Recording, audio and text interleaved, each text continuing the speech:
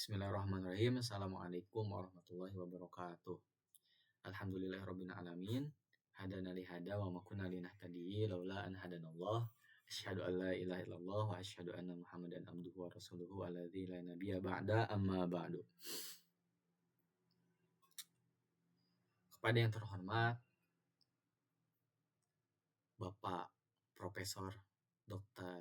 Teddy Priyatna MAG dan Bapak Syamsuddin Aziz MAG selaku dosen pengampu dari mata kuliah metodologi penelitian.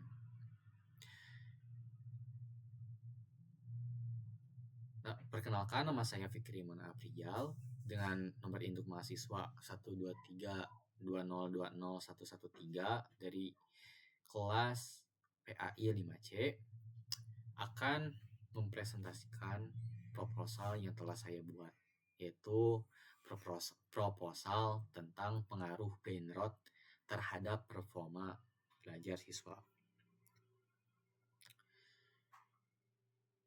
Nah, banyak sekali fenomena yang terjadi pada zaman sekarang. Salah satunya pada aspek teknologi dan media sosial. Kehadiran media sosial memberikan banyak dampak positif bagi manusia. Akan tetapi, dalam menanggapi pesatnya perkembangan teknologi, terkhusus dalam media sosial, ternyata teknologi itu tidak memberikan dampak positif saja gitu. Ternyata ada juga dampak negatif dari media sosial.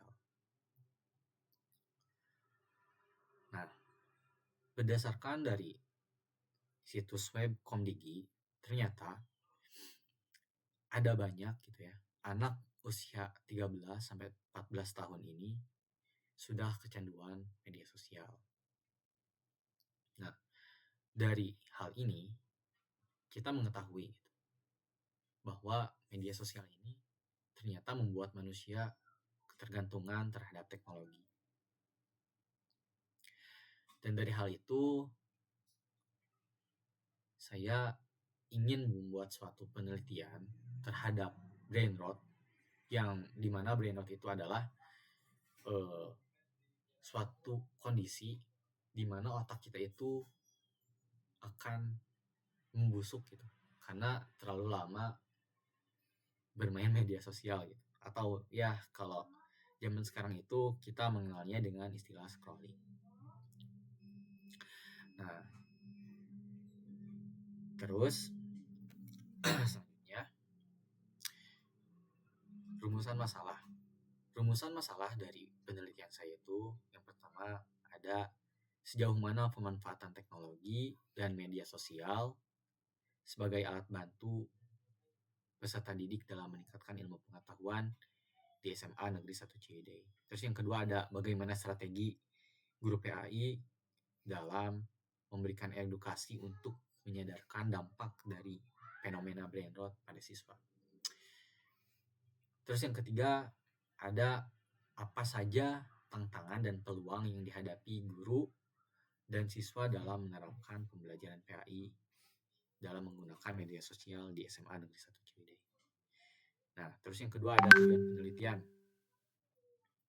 Tujuan penelitiannya itu adalah untuk mengetahui sejauh mana pemanfaatan teknologi dan media sosial dalam rangka sebagai alat bantu peserta didik untuk meningkatkan ilmu pengetahuan di SMA Negeri 1 Ciwidey. Terus yang kedua untuk menganalisis strategi guru PAI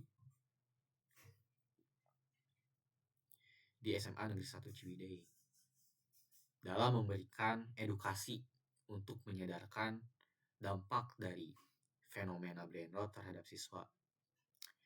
Terus yang ketiga itu untuk mengidentifikasi tantangan dan peluang yang dihadapi guru dan siswa dalam menerapkan pembelajaran PAI dalam menggunakan media sosial di SMA Negeri 1 Ciwidey. Nah, agar penelitian saya itu tidak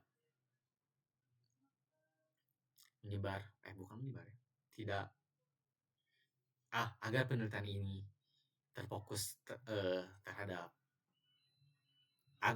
ini terfokus pada masalah yang saya teliti, saya memberikan batasan masalah, yaitu yang pertama, penelitian ini hanya membahas tentang brain rot dan apa pengaruhnya. Terus yang kedua, subjek penelitiannya hanya ada pada siswa SMA Negeri 1 Ciwidey. Terus yang ketiga itu objek penelitiannya berfokus pada beberapa hal seperti pemanfaatan teknologi dan media sosial untuk peningkatan ilmu pengetahuan. Terus apa strategi guru dalam memberikan edukasi terkait brain rot? Lalu apa saja tantangan dalam menerapkan pembelajaran berbasis media sosial? Nah, kajian teori. Fenomena brain rot. Fenomena brain rot adalah istilah non-medis yang merujuk pada penurunan fungsi kognitif yang diakibatkan oleh konsumsi konten digital berkualitas rendah secara berulang-ulang dan berlebihan. Seperti yang saya sebutkan tadi bahwa brain rot ini adalah suatu situasi yang dimana otak yang kita gunakan itu memburuk lah, fungsi kognitifnya memburuk gitu. Dan itu tuh memang benar disebabkan karena konsumsi dari konten-konten digital yang berkualitas rendah gitu, yang receh gitu ya, dan berulang-ulang dan dikonsumsinya itu secara berlebihan. Nah, terus secara neurologis ternyata brain rot ini merusak sistem reward dopamin yang dimana sebelumnya itu manusia ketika ingin mendapatkan dopamin itu dia harus mengerjakan suatu hal yang bermakna. Contohnya misalkan seperti melakukan hobi, mendapatkan uang, terus melakukan suatu aktivitas yang dia cintai gitu. Tapi di zaman sekarang ternyata dopamin ini tuh membuat media sosial ini membuat sistem reward dopamin itu menjadi berubah gitu. Dari yang sebelumnya itu harus melakukan hal-hal yang bermakna, berubah menjadi ya tinggal scrolling aja gitu. Dan ternyata dari hal tersebut itu tuh berpengaruh terhadap performa belajar siswa, yang dimana siswa yang sebelumnya itu bisa tahan terhadap yang sebelumnya itu siswa dapat fokus untuk memperhatikan pelajaran gitu ya, atau ya pembelajaran gitu, menjadi susah untuk fokus gitu. Dan hal itu tentunya sangat mengganggu performa belajar siswa. Begitu. Nah, lalu selanjutnya kerangka hipotesis. Variabelnya yang X itu yaitu pengaruh brain rot dan Y performa belajar siswa. Nah, metode penelitian. Penelitian yang saya gunakan ini metode penelitian yang saya gunakan ini menggunakan pendekatan kuantitatif dengan jenis penelitian asosiatif. Pendekatan kuantitatif ini dipilih karena penelitian ini hanya berfokus pada pengujian hipotesis dan pengukuran variabel melalui data numerik. Dan tujuannya itu adalah untuk mengukur secara objektif tingkat pengaruh dan hubungan kausalitas antara dua variabel, yaitu brain rot yaitu variabel X dan performa belajar siswa yaitu variabel Y, menggunakan instrumen baku seperti angket yang terstruktur dan teknik analisis yang statistik.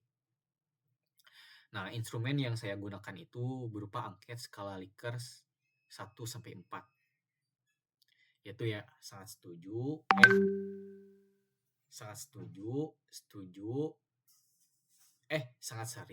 sering, tidak jarang, dan tidak pernah gitu. Nah, terus data yang terkumpul itu akan dianalisis menggunakan analisis deskriptif, uji persyaratan analisis, dan uji hipotesis. Mungkin sekian yang dapat saya sampaikan. Wabillahi taufik wal hidayah. Wassalamualaikum warahmatullahi wabarakatuh.